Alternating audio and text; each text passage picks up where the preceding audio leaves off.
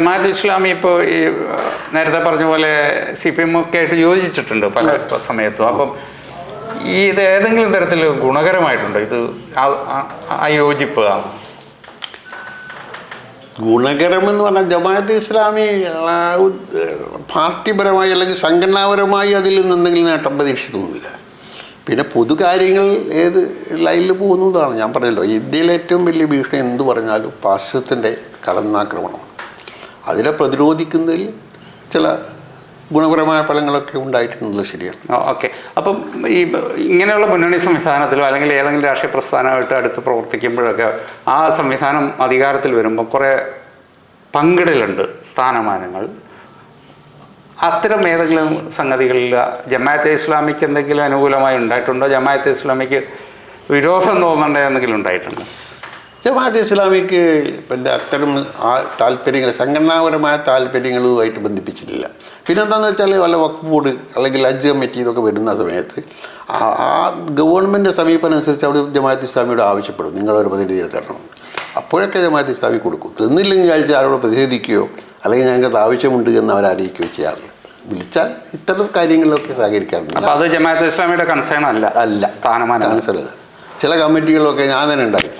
അത് CPMൻ്റെ കാലത്താണ് കുറേ അധികം.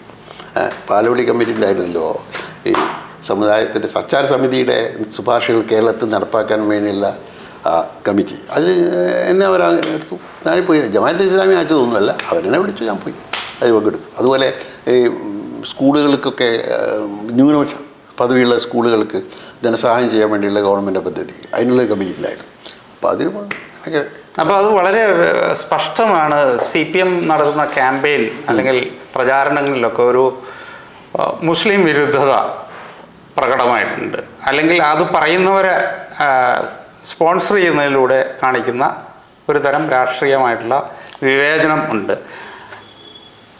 അതൊരു സമുദായത്തെ മൊത്തത്തിൽ ബാധിക്കുന്ന ഒരു പ്രശ്നമല്ലേ അത്? ആണ്. പക്ഷെ ഞാൻ പറയുന്നത് നേരത്തെ അവരുടെ നിർബന്ധാവസ്ഥ, അവർക്ക് അങ്ങനെയൊക്കെ ചെയ്താൽ നഷ്ടപ്പെട്ടുകൊണ്ടിരിക്കുന്ന സ്വാധീനം ഈ ഭൂരിപക്ഷ സമുദായത്തിൽ കിട്ടുകയുള്ളൂ എന്ന് അവർ ധരിക്കുന്നു. അതിന് ഫലമായിട്ടാണ് വെള്ളാപ്പള്ളിയൊക്കെ എന്തൊക്കെയോ പറഞ്ഞുകൊണ്ടിരിക്കുന്നത്. അതിനെ എതിർക്കുന്നില്ലെന്ന് മാത്രമല്ല, ആ ദിവസം തന്നെ വെള്ളാപ്പള്ളിയും കൂടി സ്വന്തം കാറിൽ കയറ്റിയിട്ടാണ് മുഖ്യമന്ത്രി ശബരിമല ആ സംഗമത്തിൽ പോയത്. അതൊക്കെ സമുദായത്തെ, അതായത് ഈഴവ സമുദായമാണ് കേരളത്തിലെ മുസ്ലിം കമ്മ്യൂണിസ്റ്റ് പാർട്ടിയുടെ CPMൻ്റെ ഏറ്റവും വലിയ ഒരു ശക്തി എന്ന് പറയുന്നത്.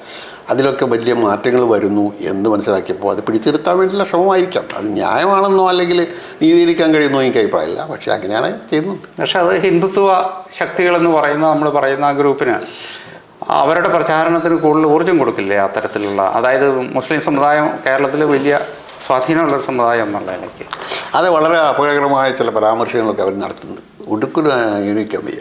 അതായത് മുസ്ലിം സമുദായം അനർഹമായിട്ട് പണം കൊണ്ടുവരുന്നു, അല്ലെങ്കിൽ മലപ്പുറം ജില്ല എന്ന് പറഞ്ഞാൽ ഇത്തരം മുഖ്യമന്ത്രി പോലും ഹിന്ദു പത്രത്തിന് അനുഭവിച്ച മുഖാമുഖത്തിൽ കള്ളപ്പണവും ഒക്കെ വരുന്നു.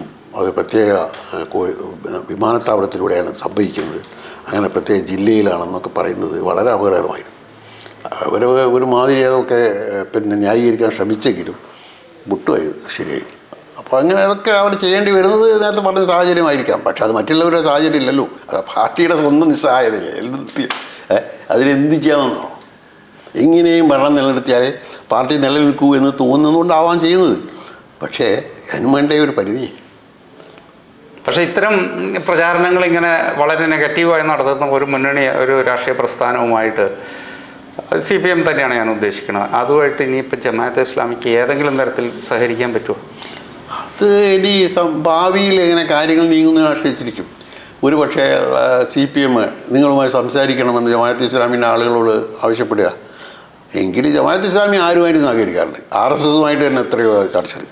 അപ്പോൾ ആരുമായിട്ട് സംസാരിക്കും. ആ സംസാരിച്ചതിൽ പോസിറ്റീവായ നിർദ്ദേശങ്ങളും വരുന്നുണ്ടെങ്കിൽ അത് പരിഗണിക്കുന്നു വരാം, അത്രയേ ഉള്ളൂ. അല്ലാതെ അകറ്റി നിർത്തുക എന്ന അർത്ഥത്തിൽ പറഞ്ഞാൽ RSS BJP ആ വിഭാഗത്തോടല്ലാതെ ബാക്കി ആരുമായിട്ടും ഇവരുമായി സംസാരിക്കുകയൊക്കെ ചെയ്യാം. പക്ഷേ പ്രശ്നം കാര്യമൊന്നുമില്ല. ബാക്കിയുള്ളവരുടെ കാര്യത്തിൽ ജമാഅത്തെ ഇസ്ലാമിയുടെ കാഴ്ചപ്പാട് എന്നും പോസിറ്റീവാണെന്നാണ് ഞാൻ മനസ്സിലാക്കുന്നത്. അപ്പോൾ ഹൈപ്പോത്തറ്റിക്കലായിട്ടുള്ള ഒരു സിറ്റുവേഷൻ നമുക്ക് ആലോചിക്കാം. ഇപ്പോൾ വരുന്ന തെരഞ്ഞെടുപ്പിൽ LDF അധികാരം പോകുന്നു.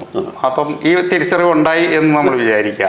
അപ്പം അങ്ങനെ ഒരു സന്ദർഭത്തിൽ ഇങ്ങനെ ഒരു ഡയലോഗ് ഓപ്പൺ ചെയ്യാൻ ശ്രമിച്ചാൽ ജമാഅത്തെ ഇസ്ലാമി നിന്നു കൊടുക്കുമോ? അതിപ്പോൾ ജമാഅത്തെ ഇസ്ലാമിൻ്റെ അമീറും അതിൻ്റെ ഉത്തരവാദപ്പെട്ടവരുമാണ് മറുപടി പറയേണ്ടത്. പക്ഷെ ഞാൻ മനസ്സിലാക്കിയിടത്തോളം ജമാഅത്തെ ഇസ്ലാമിക്ക് അതിലൊന്നും യാതൊരു റെസ്ട്രിക്ഷനുമില്ല.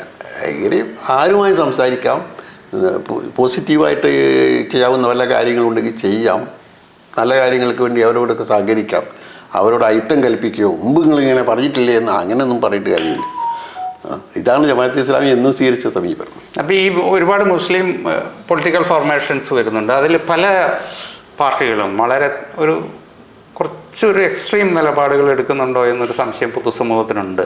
ഇപ്പം SDP അടക്കമുള്ള അത് PFI ആണെങ്കിലും NDF ആണെങ്കിലും ഒക്കെ അത് എന്താണ് കേരളത്തിൽ അങ്ങനെ ഇത്രയും ഒരു എക്സ്ട്രീം ലെവലിൽ കാര്യങ്ങൾ പറഞ്ഞ് പ്രതികരിക്കേണ്ട ഒരു സിറ്റുവേഷൻ? PFIയുടെ ആദ്യ രൂപം NDF എന്നായിരുന്നു, പിന്നെ അത് PFI എന്നുള്ള പേര് ചേർന്നു. ഈ NDF നിലവിൽ വരുന്ന ആദ്യ സന്ദർഭത്തിൽ തന്നെ അങ്ങനെ ഒരു ആലോചന നടക്കുകയും ഏതാണ്ട് രൂപീകരിക്കാൻ പോകുന്നത് വിവരം കിട്ടിയപ്പം തന്നെ എന്നോട് നിർദ്ദേശിച്ചതനുസരിച്ച് തന്നെ ഞാൻ 2 ലേഖനങ്ങൾ മാധ്യമത്തിൽ അന്ന് എഴുതിയിരുന്നു. രണ്ടിലും പൂർണ്ണമായി നിരാകരിച്ചുകൊണ്ടാണ്. ഒരിക്കലും ഇങ്ങനെ ചിന്തിക്കരുത്, ഇത് വളരെ അപകടം ചെയ്യും. അവർ പറയുന്നത് പ്രതിരോധമെന്നാണ്.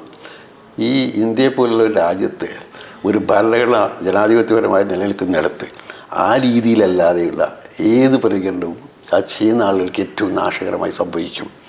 ഇത് നാശത്തിലേക്കുള്ള എടുത്തുചാട്ടമാണ്. ഒരിക്കലും സമുദായത്തിൻ്റെ കാര്യത്തിൽ അത് അഡ്വൈസബിൾ അല്ല എന്ന് തുറന്ന് എഴുതിയെന്നാണ്.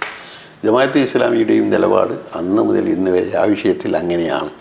ഒരിക്കലും ഈ എക്സ്ട്രീം ലൈൻ എന്ന് പറഞ്ഞാൽ ആര് സ്വീകരിച്ചാൽ അതിൽ വേറെ ഒരു കുഴപ്പമുണ്ട്. ഈ തീവ്രവാദം എന്നൊക്കെ പറയുന്ന ആളുകൾ ഈ തീവ്രവാദം ഉണ്ട്, പക്ഷെ തീവ്രവാദത്തിൻ്റെ എന്താ നേടാൻ പറ്റുക? തീവ്രവാദത്തിൽ സ്വാഭാവികമായി സംഭവിക്കുന്നത് എന്താണ്? ഇപ്പോൾ ഞാനൊരു തീവ്രവാദ സംഘടനയൊക്കെ ഉണ്ടാക്കി പിറ്റേന്ന് അതിനേക്കാൾ തീവ്രമായി പോകണമെന്ന ആളുകൾ അതിൽ തന്നെ ചിന്തിക്കുന്നത് അപ്പം ഭ്രമം അതിനേക്കാൾ അങ്ങനെയാണല്ലോ ഈ തീവ്രവാദി ഗ്രൂപ്പുകൾ മുഴുവൻ തകർന്നത്. മഹാനാശകരമായ ഒരു ഗുണവുമില്ലാത്ത ഒരു ലൈനാണ് ഈ തീവ്രവാദത്തിൻ്റെ ലൈൻ എന്ന് പറയുന്നത്. അപ്പോൾ PFI പൂർണ്ണമായും ഈ ആരോപിക്കപ്പെടുന്ന പോലെ തീവ്രവാദത്തിലേക്ക് നീങ്ങില്ലെന്ന് എനിക്കറിയില്ല. പക്ഷേ എന്തായാലും അതിൻ്റെ തുടക്കം നന്നായില്ല എന്ന് തന്നെയാണ് ഞാൻ വിശ്വസിക്കുന്നത്. അപ്പോൾ പിന്നെയാണ് PDP വരുന്നുണ്ടല്ലോ. പിന്നെ PDP പക്ഷേ അതിൻ്റെ മുമ്പ് വന്നത് ISS.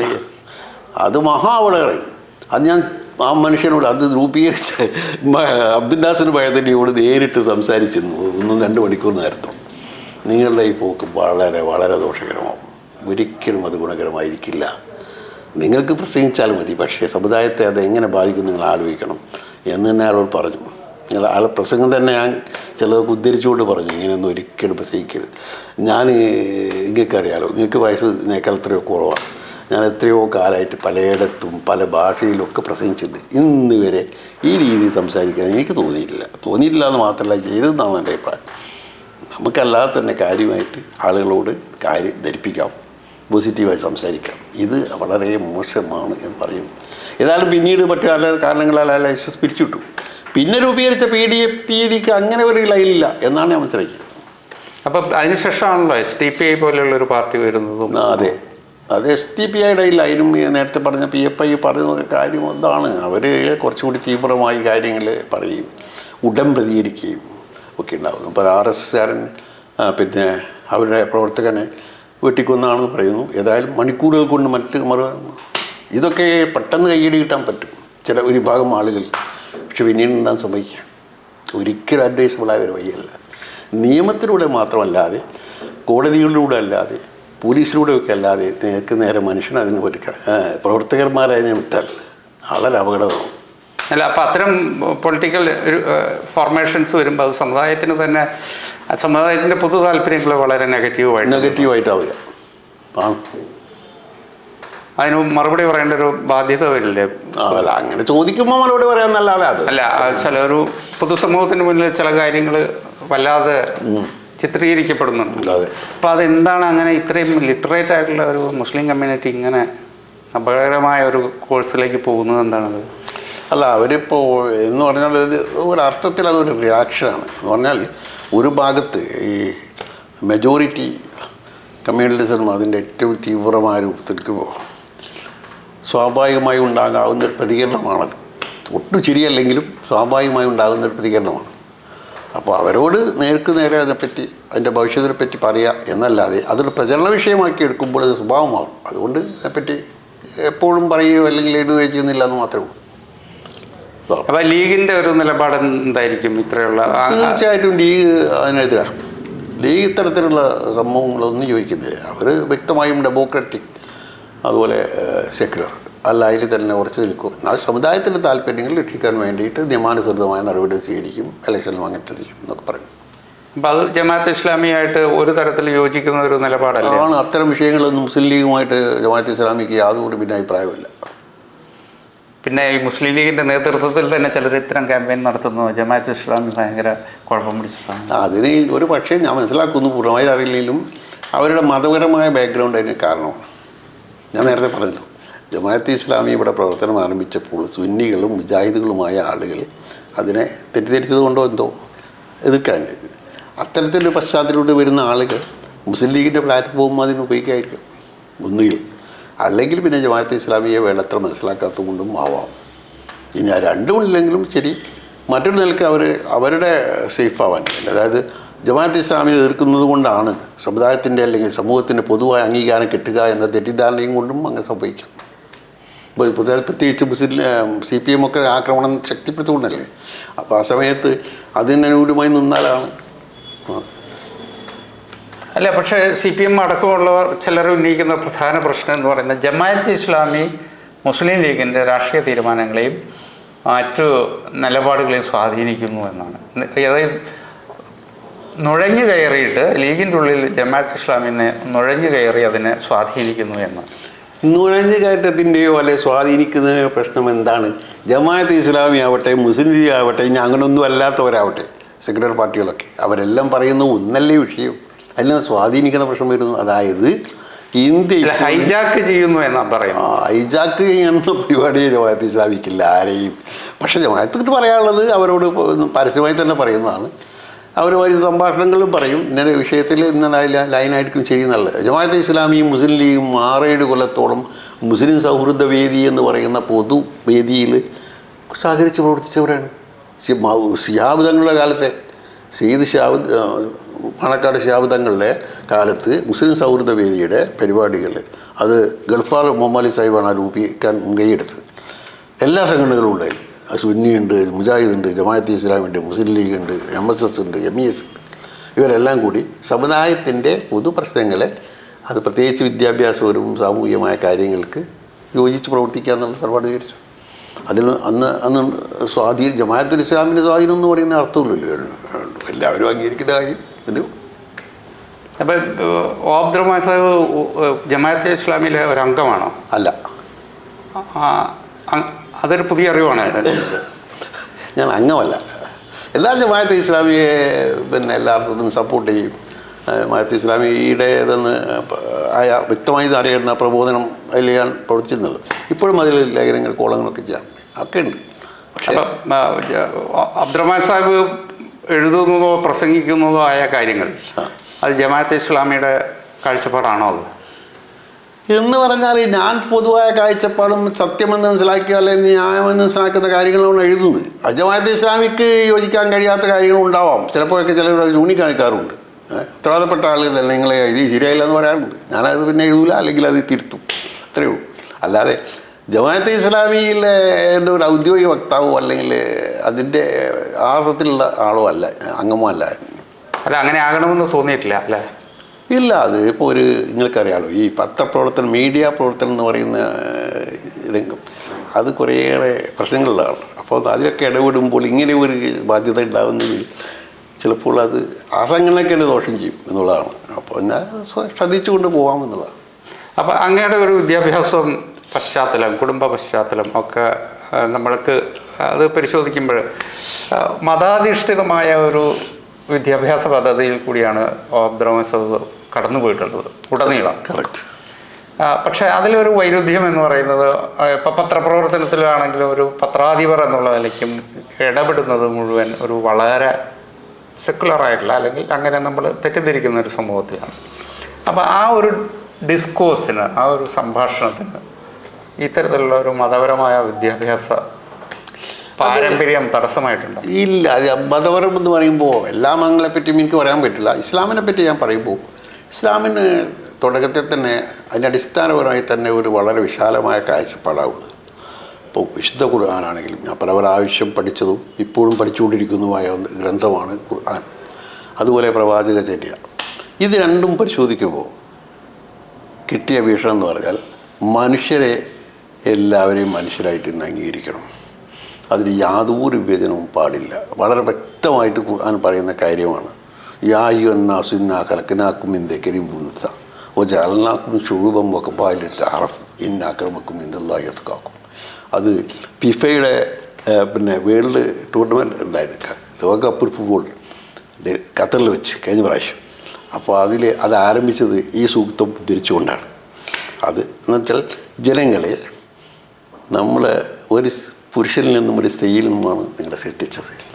നിങ്ങൾക്ക് പല ഗോത്രങ്ങളുണ്ടാവും, പല വിഭാഗങ്ങളുണ്ടാവും. അതൊക്കെ എലിതാറും ആ പേരിൽ നിങ്ങൾക്ക് അറിയപ്പെടാൻ വേണ്ടി ഒരു മനുഷ്യനൊരു വിലാസം വേണം, അല്ലെങ്കിൽ ഒരു വിഭാഗത്തിന് അവ അറിയപ്പെടാൻ വേണ്ടി മാത്രമാണ് നിങ്ങൾ ഒരർത്ഥത്തിനും തമ്മിൽ യാതൊരു വിഭജനവും ഇല്ല എന്ന് വളരെ വ്യക്തമായി പറയുന്നത്.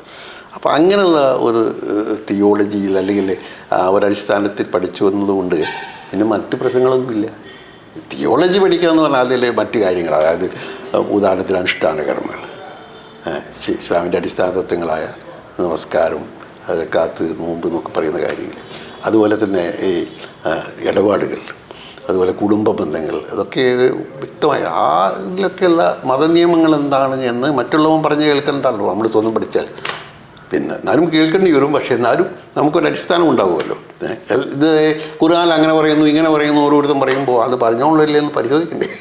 അപ്പോൾ അതിലുള്ള ഒരു വിദ്യാഭ്യാസപരമായ അടിസ്ഥാനം ഉണ്ടായി എന്നല്ലാതെ മറ്റുള്ളവരിലേക്കും അത് കാഴ്ചപ്പാടിനെ സ്വാധീനിക്കുകയോ അല്ലെങ്കിൽ ഒരു പൊതുസമൂഹത്തിൽ പ്രവർത്തിക്കേണ്ടതിനെ സംബന്ധിച്ചിടത്തോളം നിയന്ത്രണങ്ങൾ ഏർപ്പെടുത്തുകയൊന്നും ചെയ്തില്ല.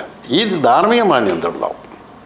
കള്ളം പറയരുത്, അതൊരു അപവാദങ്ങൾ പ്രചരിപ്പിക്കരുത്, പെട്ടെന്ന് ക്ഷോഭിച്ചുകൊണ്ട് എന്തെങ്കിലും പ്രതികരിക്കരുത്, അതുമായിട്ട് പ്രതികരിച്ചു പോയാൽ ഉടനെ ക്ഷമാപണം ചെയ്യണം എന്നുള്ള ഒരു സംസ്കാരം വേണം. അതൊക്കെയാണ് നമുക്ക് അതിൽ നിന്ന് കിട്ടുക. അപ്പോൾ ഇത്തരം ഒരു എഡ്യൂക്കേഷൻ വിദ്യാഭ്യാസ പദ്ധതിയിലൂടെ കടന്നു വരികയും കേരളത്തിലെ പ്രമുഖമായ ഒരു മാധ്യമ ശൃംഖലയെ നയിക്കാനും നിയോഗിക്കപ്പെട്ട ഒരാളാണ്. ആ റോളിൽ സക്സസ് ആയിരുന്നു? അതിൻ്റെ എല്ലാ പരിമിതികളോടും കൂടി ഒരു കാര്യം സംബന്ധിച്ച് മതിയാവും. മാധ്യമം പത്രം എന്ന് പറഞ്ഞാൽ ഞങ്ങൾ ആദ്യം പരസ്യത്തിൽ അവകാശപ്പെട്ട പോലെ ഒരു വഴിത്തിരിവ് സൃഷ്ടിച്ചിട്ടുണ്ട്. മുസ്ലിം സമുദായത്തിൻ്റെ കാര്യങ്ങൾ വെറും ഒരു മുസ്ലിം ലീഗിൻ്റെ പത്രമായ ചന്ദ്രിക മാത്രം കൈകാര്യം ചെയ്യുന്നൊരു കാലമായി. അതിൽ നിന്ന് മാറി സമുദായത്തിന് പൊതുവായി തന്നെ ഇത്തരം ഒരു കാഴ്ചപ്പാട് ഉണ്ടാക്കുന്നതിൽ ഒരാളോളം മാധ്യമം വിജയിച്ചിട്ടുണ്ട്. അതുപോലെ മറ്റുള്ളവർക്കും, അതായത് മുസ്ലിംകളിൽ പുറത്തുള്ള സമൂഹങ്ങളിലല്ലോ, ഹിന്ദുക്കളായാലും ക്രിസ്ത്യാനായാലും അല്ലെങ്കിൽ മതമൊന്നും ഇല്ലാത്തവരാണെങ്കിൽ അവർക്ക് ഈ മുസ്ലിം വ്യൂ പോയിൻ്റ് അതെന്താണെന്ന് മനസ്സിലാക്കണം. അങ്ങനെ എത്രയോ വായനക്കാരുമുണ്ട്, എഴുത്തുകാരുമുണ്ട് മാധ്യമത്തിൽ എഴുതുന്നതിൽ. പ്രത്യേകിച്ച് ഈ അടിച്ചമർക്കപ്പെട്ട ദളിത് വിഭാഗങ്ങളൊക്കെ സ്ഥിരമായിട്ട് മാധ്യമത്തിലെ ആളുകളാണ് ഇപ്പോഴും. അതെ, അപ്പോൾ അതിൽ ഒരു പുതിയ ലോകം തുടങ്ങാൻ അതൊരു വ്യക്തിപരമായ ഒരു എഡിറ്റർ എന്നുള്ള നിലയ്ക്ക് അതിൽ വലിയ റോൾ ഉണ്ടായിരുന്നു. എനിക്കും മറ്റു പലരും സഹകരിച്ചു, ഞാൻ ഒറ്റയ്ക്കൊന്നല്ല. പക്ഷേ എങ്കിലും തലപ്പത്തിരിക്കുന്ന ആളെന്നിടയിൽ അവരെ നിരന്തരമായി ബന്ധപ്പെടാൻ ചെയ്യുന്നുണ്ട്. അവർ കാണുമ്പോൾ അഭിപ്രായം പറയാറുണ്ട്, ചിലപ്പോൾ യോജിക്കും ചിലപ്പോൾ യോജിക്കും, അങ്ങനെയൊക്കെയുള്ള സംഭവമുണ്ടായിരുന്നു. പ്രത്യേകിച്ച് ഒരു കാലഘട്ടത്തിൽ ഞങ്ങൾ മാധ്യമ വിചാരവേദി എന്ന് പറഞ്ഞിട്ടൊന്നുണ്ടാക്കി. അത് തിരുവനന്തപുരം മുതൽ പാലക്കാട് വരെയുള്ള എല്ലാ മേഖലയിലും ഉണ്ടായിരുന്നു അന്ന്. അതിലെല്ലാവരും ഉണ്ടായിരുന്നു. അപ്പം തുറന്ന ചർച്ചകൾ നടന്നിരുന്നു. മാധ്യമത്തിന് നേരെ ശക്തമായ വിമർശനങ്ങൾ വന്നിട്ടുണ്ട്. പക്ഷെ അതൊക്കെ നമ്മൾ സമചിത്തതയോടുകൂടി സഹിഷ്ണുതയോടും കൂടിയും കേൾക്കുകയും തിരുത്തേണ്ടത് തിരുത്തുകയും അല്ലാത്തത് വിശദീകരിക്കുകയും ചെയ്തുകൊണ്ടാണ് പോകുന്നത്. അബ്ദുറഹ്മാൻ ഏതെങ്കിലും തുടർച്ചയിൽ എവിടെയെങ്കിലും ഉണ്ടോ ഈ പത്രാധിപ ശൃംഖലയിലെ ഒരു തുടർച്ചയിൽ എവിടെയെങ്കിലും ഉണ്ടോ? ഇതിന് ഇനിയൊരു തുടർച്ച ഉണ്ടാകാനുണ്ടോ? തുടർച്ച എന്ന് പറയുന്നത് ഇപ്പോൾ ഞാൻ മാധ്യമത്തിലുണ്ടല്ലോ. അതുപോലെ മീഡിയ വണ്ണിൻ്റെ ഒരു ചെറിയ ഉത്തരവാദിത്വം എനിക്കുണ്ട്, ഗ്രൂപ്പ് എഡിറ്റർ എന്നുള്ള അതല്ലേ. ഇത് കവിഞ്ഞ് ഞാനിപ്പോൾ ഈ 81 വയസ്സായിരിക്കെ ഇനി തുടർച്ച മറ്റു നിലയിൽ പ്രതീക്ഷിക്കുന്നില്ല. ഇനി ഇത് ഈ ഉത്തരവാദിത്തങ്ങളൊക്കെ ഏറ്റെടുക്കാൻ പറ്റിയ ഒരു തലമുറയെ രൂപപ്പെടുത്തിയിട്ടുണ്ടോ ഒരു പത്രാധിപർ? ഞാൻ രൂപപ്പെടുത്തിയാലും ഇല്ലെങ്കിൽ രൂപപ്പെട്ട് വരുന്നുണ്ട് സ്വാഭാവികമായ രീതിയിൽ. എൻ്റേതായ പങ്ക് അതിൽ വളരെ നിസ്സാരമായിരിക്കും. എങ്കിലും അതിന് അനുകൂലമായ ഒരു അന്തരീക്ഷം രൂപപ്പെടുത്തുന്നതിൽ ഞാനും പങ്കുവച്ചിട്ടുണ്ട്. അങ്ങനെ ഒരു തലവ് വരുന്നെന്ന് മാത്രമല്ല, അവർ കൂടുതൽ ഉത്ബുദ്ധരും കൂടുതൽ കഴിവുള്ളവരുമാണ്. ഇപ്പം നമ്മുടെ കാലത്ത് ഈ ടെക്നോളജി ഇത്രയൊന്നും വളർന്നില്ലല്ലോ. ഇപ്പോൾ ടെക്നോളജിയുടെ വളർച്ച അതിന് വളരെയേറെ ത്വരപ്പെടുത്തിയിട്ടുണ്ട്. അത് നെറ്റ് ഉപയോഗിച്ചുകൊണ്ട് ലോകത്തിലെ ഏത് കാര്യങ്ങളും അറിയാനൊക്കെ പറ്റും.